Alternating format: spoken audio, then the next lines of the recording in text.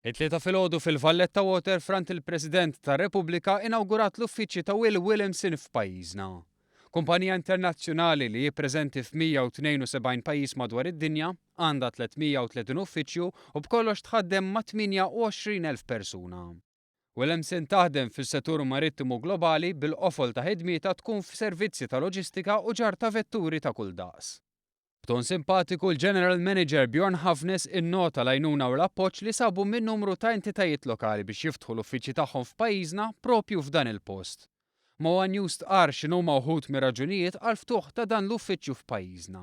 We're coming to Malta because you have the Transport Malta registry, which is excellent. It is number 1 in Europe now. It's number 5 in the world.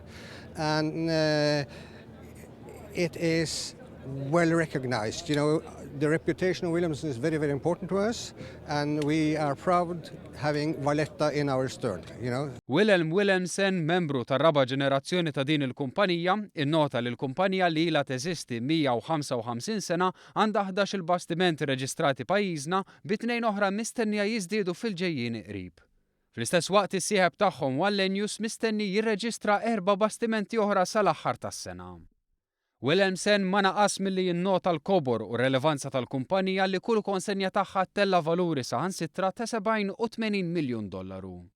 Il-Ministru għat-Trasport u l-Infrastruttura Joe Mizzi sostna li l-ftuħ ta' dan l-uffiċċju huwa sinjal ta' fiduċja f'dak li għandax toffri Malta marittima u reġistru tagħha.